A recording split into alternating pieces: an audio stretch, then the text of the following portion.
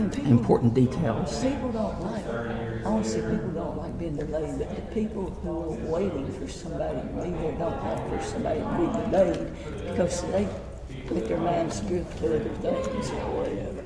Yeah. I said, when people, whether it be for a wedding or whatever, if somebody's delayed, especially the main person, other people don't like it if they're there for it, because they start to let their minds drift off to other things. But you know, this actually says, but while they were on their way to Bible, the bridegroom arrived, and the virgins who were already there went in with him in the wedding banquet. Later, the others also came. So Yeah. does that mean those are the ones that went out? The ones that went to go find That oil. went to go find oil. Yeah. So it definitely means that. Yeah. And they're basically told, I don't know you. Truly, I tell you, I don't know you. And therefore keep watch, because you do not know the day or the hour.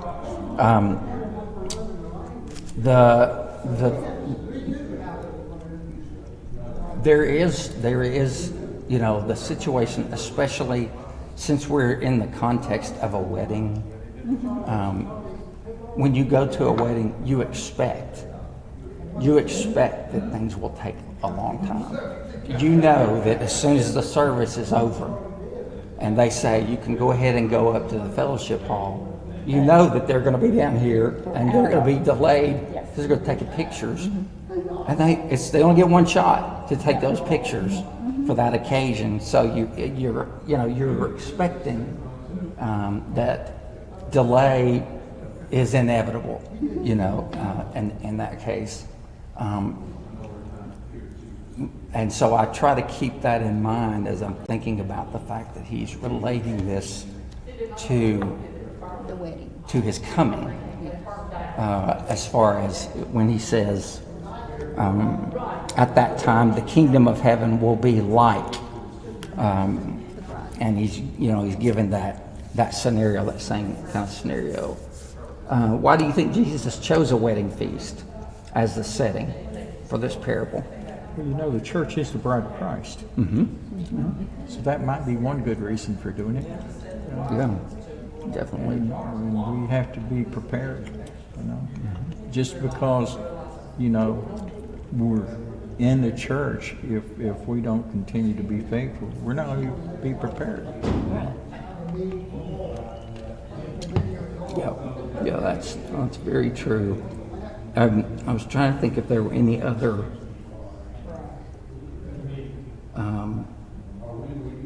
reason, if there was any more, if there could be other reasons why, it was a wedding feast as the setting. They were probably all familiar with that also. Very much, yeah. It was a big deal. Yep. And I think it was even when Mark was talking about weddings in a different sermon. He talked about remember he talked about sort of how things progress, and they go, there's a meal here, and there's this, and there's all these stages of the meal and everything that takes place, and it's a long, drawn out. So delay again would be kind of expected, but I like the bride of Christ also, just because that probably meant even more, where considering the timing of where you are, they're getting closer and closer to having Jesus not be there. So understanding that idea of the bride of Christ would be kind of paramount. What's the main difference between the wise and the foolish versions? The wise were prepared and the foolish were not. I guess pretty much on point. That's pretty much it. And whatever else they had to have, and the foolish did not, and they thought they could get some from the wise, but they didn't. Well, They didn't but take the I don't time think to prepare. they didn't take the time, they didn't think it through That's right. and take the time to be prepared. Right. So To be it's not so much. They had time, they just didn't use Sure. it. Oh, yeah. They had the time, and they probably at the time were not thinking, well, we'll just get some from the other folks. Right, They're yeah. probably just not thinking about the fact that, oh, I better be prepared for this occasion, and take extra. What do we always say? Just in case. That's right. We say just in case. In case we need it. They procrastinated, you know. They probably thought about getting it, but Well, I we can do it don't tomorrow. procrastinate today. Yeah. We don't do that.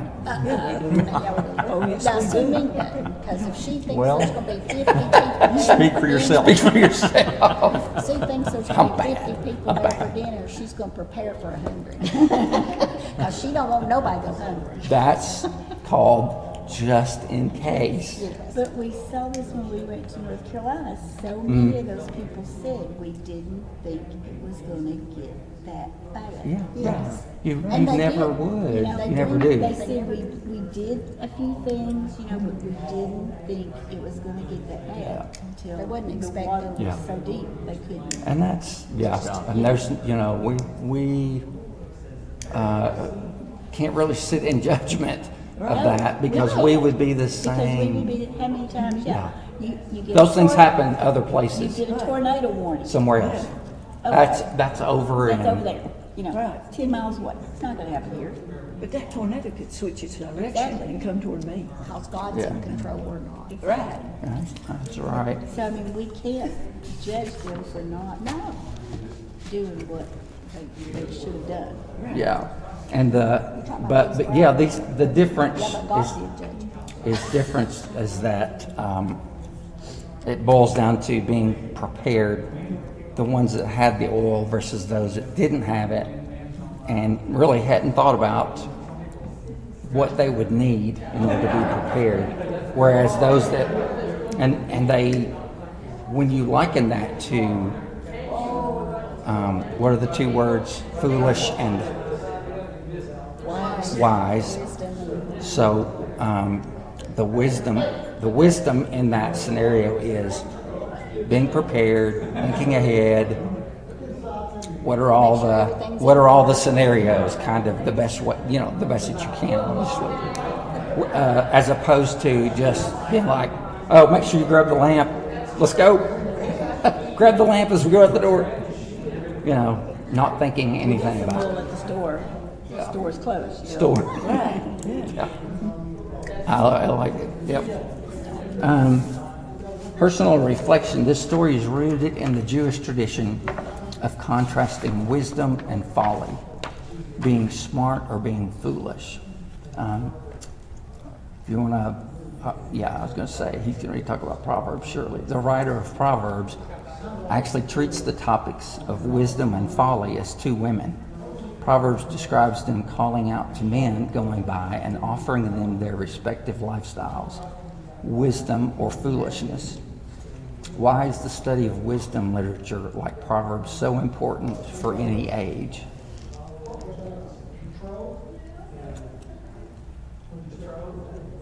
Because wisdom and folly, they apply to every generation That's and right. every. Well, every generation, every age needs to be prepared for certain things ahead of time when they know something or know something's going to happen or whatever.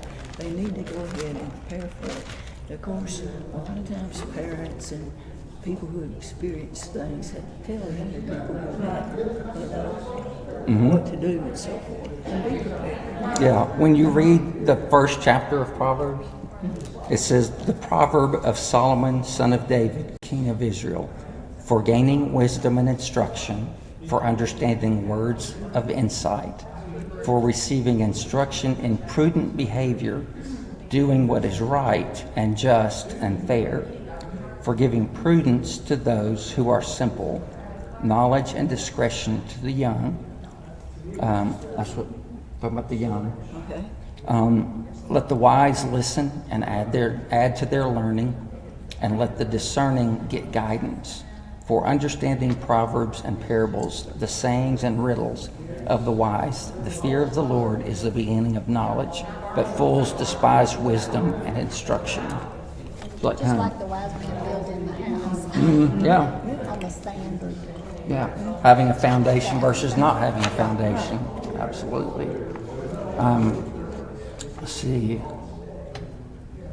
So it's important for any age, and like Catherine said, it's super important for our children and grandchildren, learning about foolishness versus learning about wisdom and what that looks like. The difference. Yeah, what it looks like, the difference between the two. So why do you think the foolish virgins were unprepared, even though they knew the bridegroom was coming?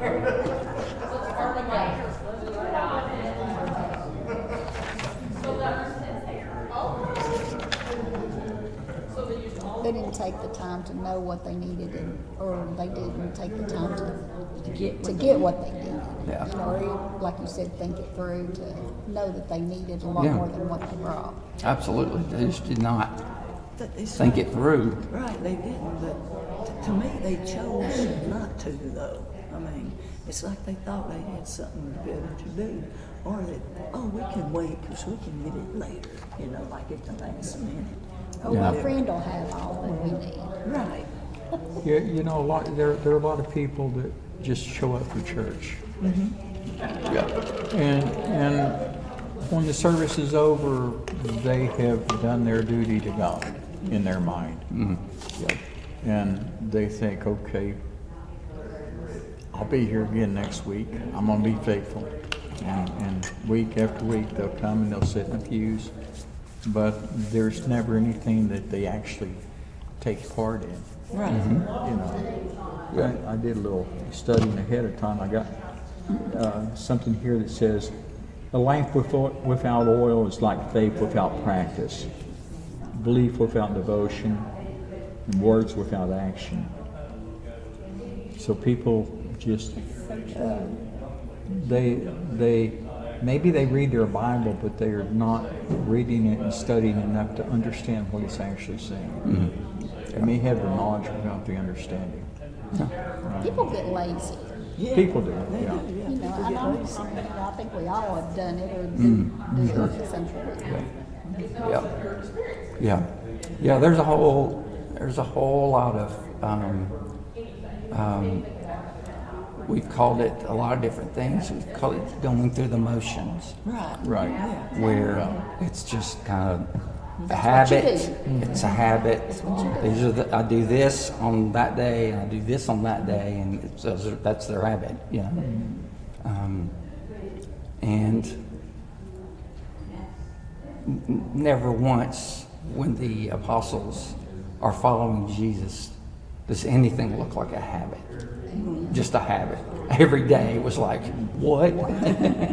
You want me to do We're what? gonna- We're going where? We're going to feed this many people with what? And if Danny were here, we'd say, you know, did we forget to bring bread? Where is Were we Danny, supposed by to the bring way? bread? Is he okay? I don't know. I haven't talked to him. Yeah, we'll have to find out. But yeah, those are good thoughts, David. I appreciate that. Have you ever had an experience where being prepared or unprepared made a big difference in your life? Absolutely. Care to share?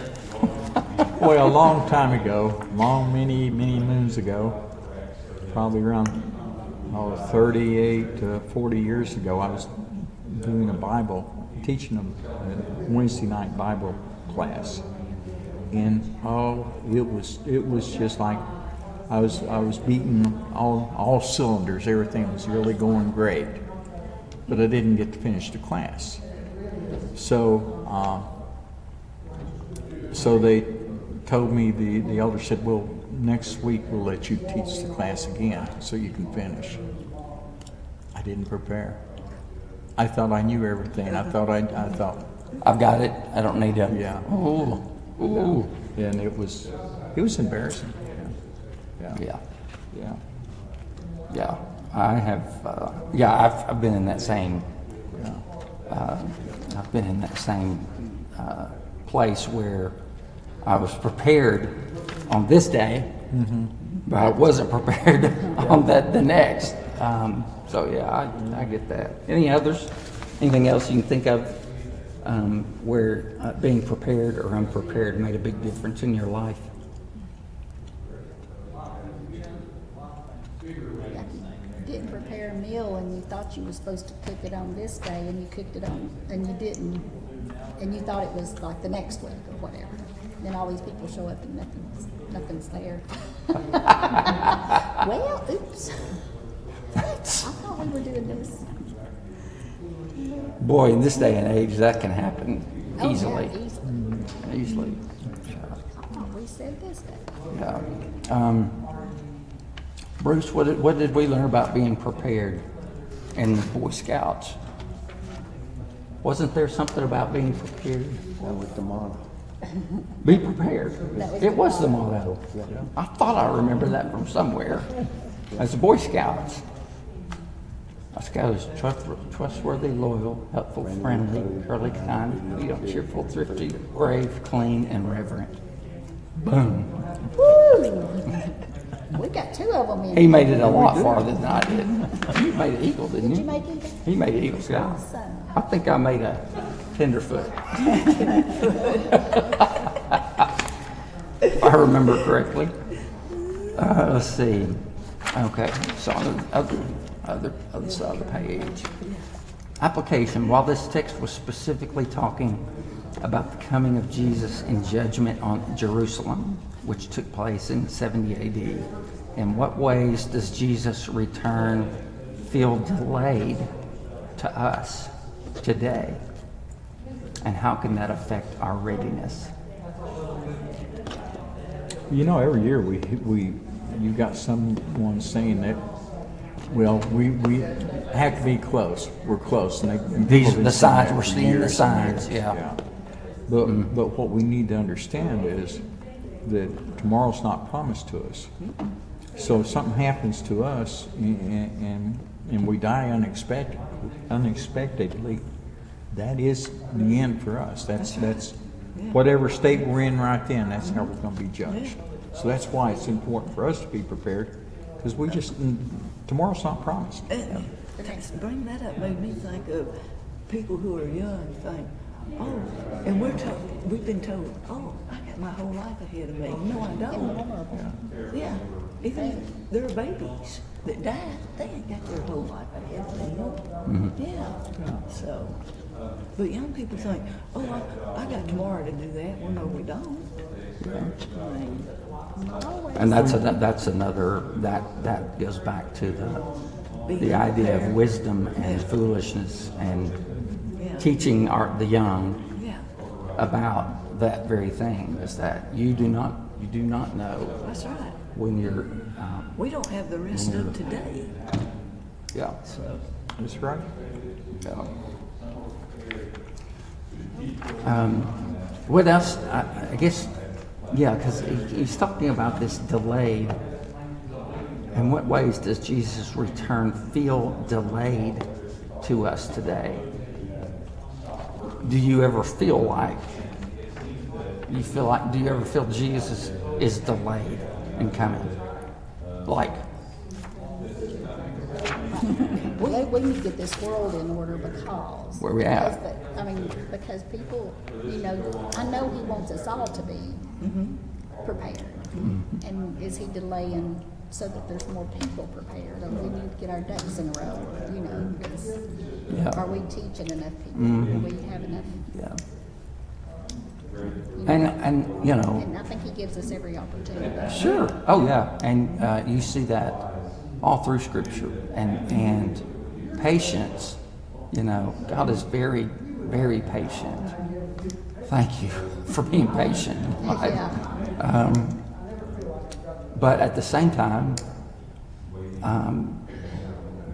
there will come a time, and so that preparation is kind of some of the same things we talked about last week. It's lifestyle. It's a lifestyle that you're living, And you don't have to where worry. you are, where you're always striving to be prepared. You're always connected. I like, was it, I can't remember if it was this morning. I think it was this morning. I slept later than I typically do. How late did you sleep? It was 9:30. Wow. You needed it. And, That is good. Teenager days. well, I was up at 5:30 yesterday. But I usually get up early, and that's when I read. Because it's quiet, there's nothing going on. But since I got up late, I felt like I was just behind the whole day. Because I wasn't able to read, wasn't able to, have that time. And so I felt out of sync all day long. And I was like, it felt so good this morning to get back up early, back on, reading and just kind of getting your mind prepared. But did it feel good to sleep later? Did your body feel better? That you Probably, yeah, because I had stayed. struggled to sleep Yeah. anyway? Yeah. God said you needed a rest. Thank you, Lord. Let's see. So what are some practical ways we can keep our lamps burning spiritually? Doing this right here. Mm-hmm. Yeah. Keeping in the Word. Reading, studying. And this, this format, I think it kind of helps. I think it helps a lot. Well, I think it's a great to be format, able yeah. to, we heard, most of us, heard the sermon Sunday, but to be able to spend time Studying. digging deeper into it and kind of refreshing your thoughts on this or that, I think it helps us retain a lot more than if we just heard what we heard on Sunday and Yeah. didn't talk about it again. Yeah, I think so. So, And it's good because once you read, when you talk about it with your peers or your people, you can have a better understanding. oh yeah, and because I have been guilty before of like totally misunderstanding something, and you get with a group and they're like, it meant this, and you're like, oh, I Never thought about that. missed that.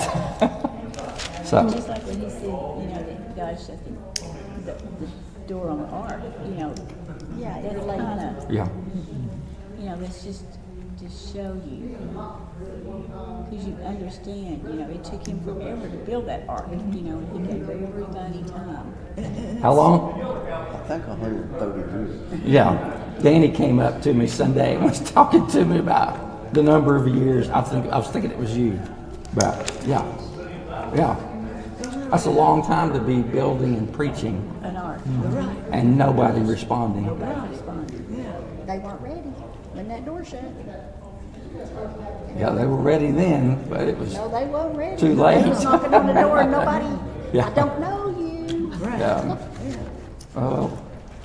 Let's see. Time's up. How can we balance living our daily lives with actively watching for Christ's return? Sometimes I beg for him to come back.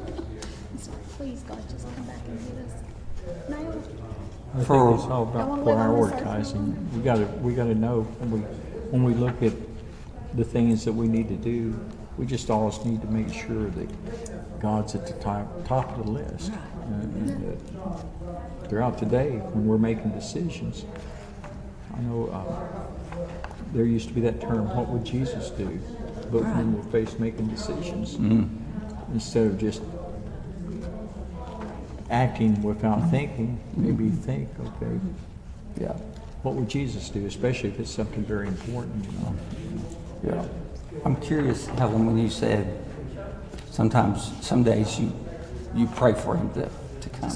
What? When you're just going through trials and tribulations, you think, I just can't take no more. Just come. no more, yeah. Just come back and get me. Yeah, because those things get heavy. Yeah, they do. They get heavy. You can, Absolutely. Absolutely. How can we encourage one another to stay spiritually awake and prepared? This is again another way of doing that. It's encouraging. Staying in community, Yeah. to stay connected. Yes. Yeah. That unity means a lot, I think, to a lot of people. I guess It's just like I'm sure Shirley's felt uncommunicated, where she, not being able to come for Right. so long and having so many things going on. There's so many things in the world that will take place if you let it. Oh, yeah. Oh, and COVID taught us that, sitting at home watching it in your pajamas, and not getting up out of the. Yeah.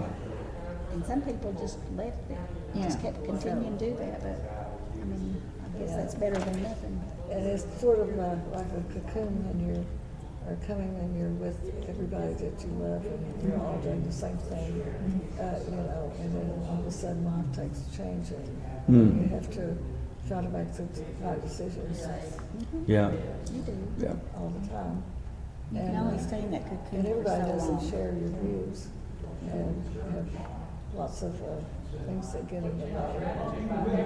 We do, Gratification, and that's is balancing our daily lives with especially in this society. what's Yeah. With all the Facebook and Yeah. everything else. Yeah. And it's just interesting to me, that social media, the whole premise was to bring people closer Right. and being more in community and sharing. That's that when Zuckerberg built Facebook, that was what he built it to do on the campus, the school campus that he was on, was so everybody could share their pictures and share their stories and share, and Be a what community. it turned into. it has turned into How dare you say that? something just crazy, So it had a good meaning behind it.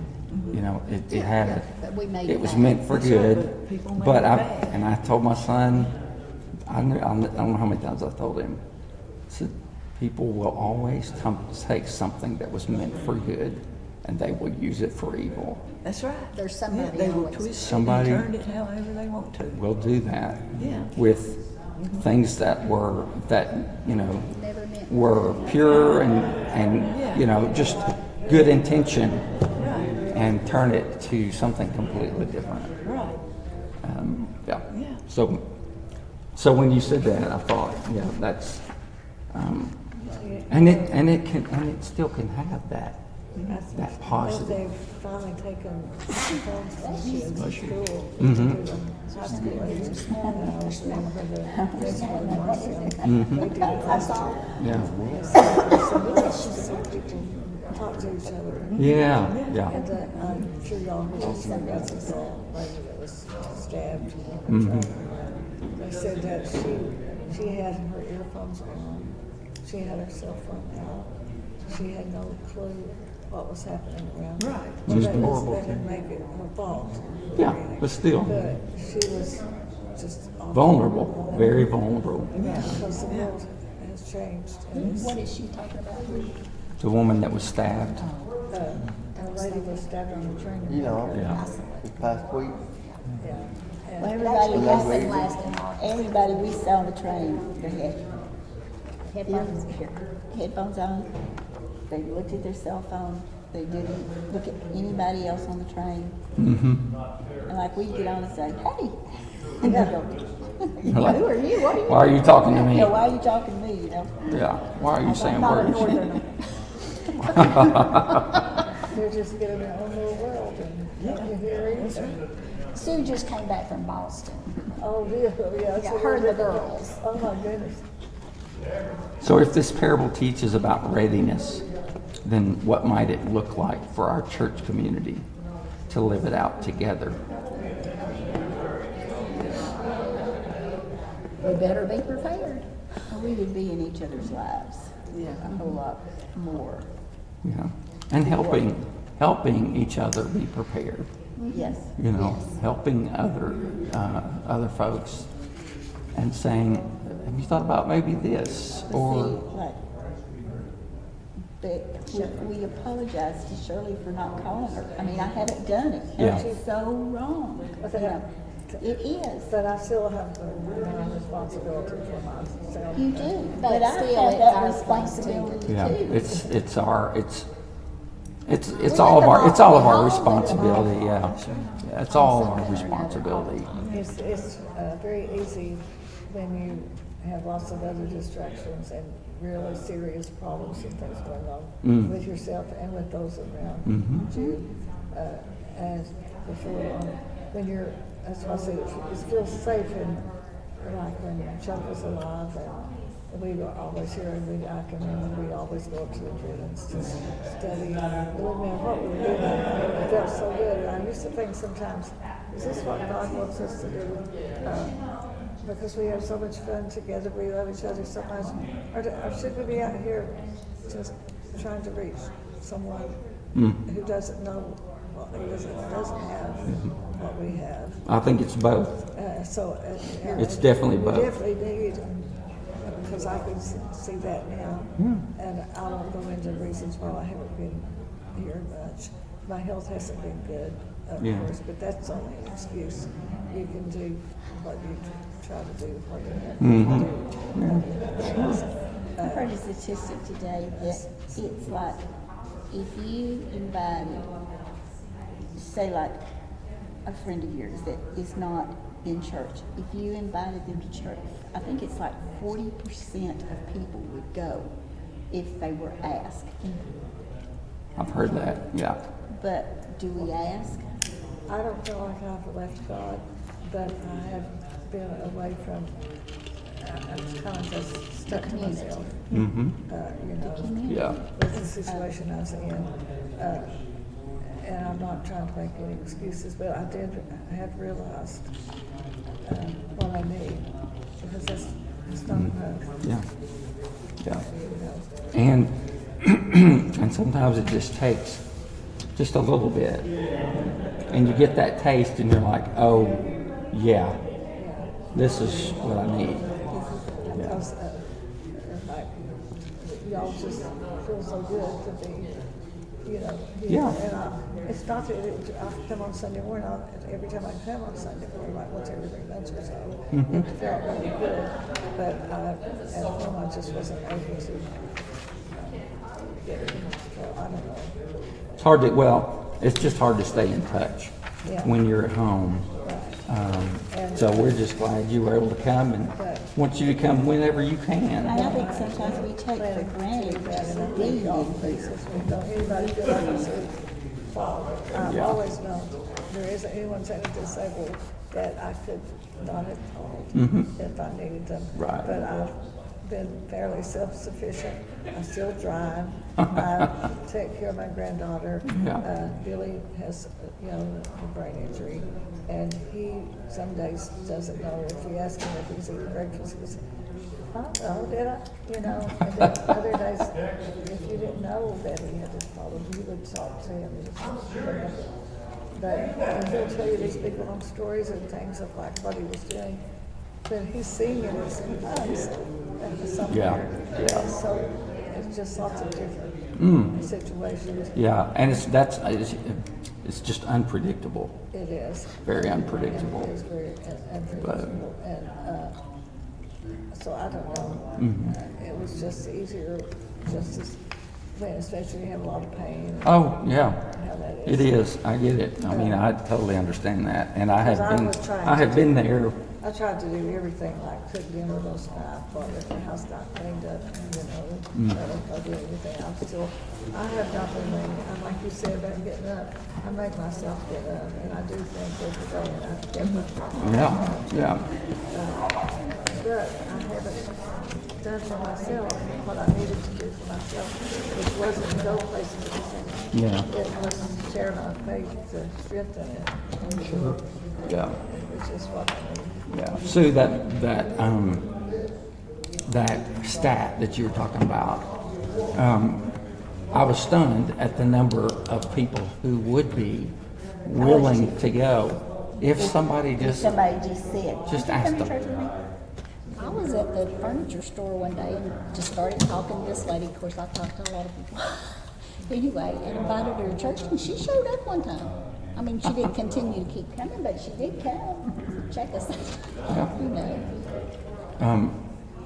I'll never forget So that makes sense. the jail ministry going out to the jail, and you know, you would teach all these men every time you'd go out there, and a lot of them would say, you know, where do you go to church? And we'd tell them, you know, we're from Arlington, and lo and behold, I was leading singing one Sunday morning, and in walked one of the guys from the ministry. work release, who had been in jail and had gotten out, and he showed up.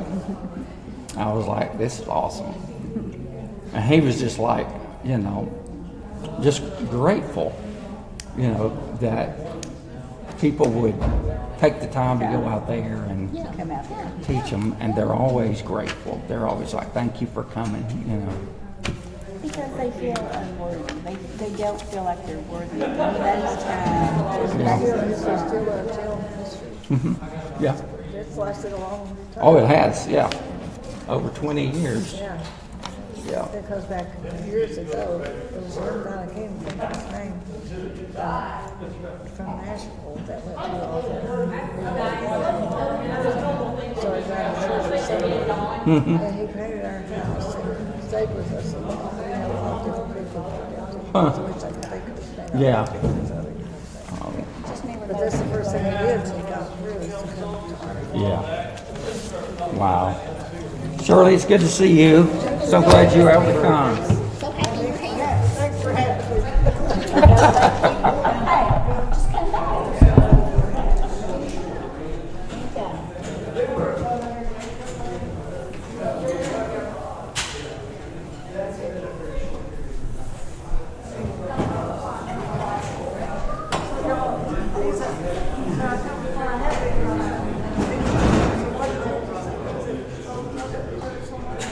Yeah, we draw one back to the back.